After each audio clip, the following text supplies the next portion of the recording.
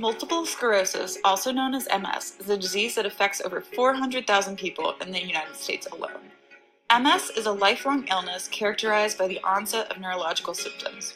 These symptoms can worsen over the course of the disease.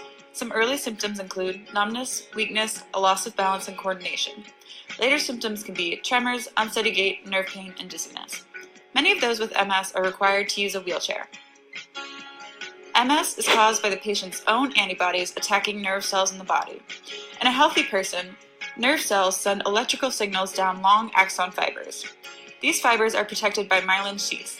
In MS, the patient's own immune cells that normally attack diseases attack the myelin sheath. When the myelin covering becomes damaged, nerve signaling slows down, causing the array of symptoms seen in MS.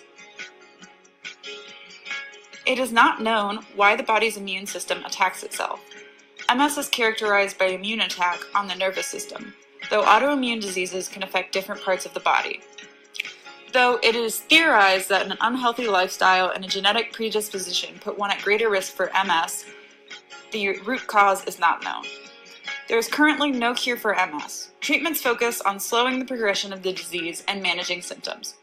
Corticosteroids are often prescribed to reduce nerve inflammation, as well as immune suppressants to slow the body's attack on the nerve cells. Physical therapy and pain medications are used to help symptoms. Current research is focused on finding ways to stop or prevent autoimmune attacks in the first place. Fundraisers like Bike MS are spearheading the cure. Remember, we must press for a cure for MS. Thank you for watching.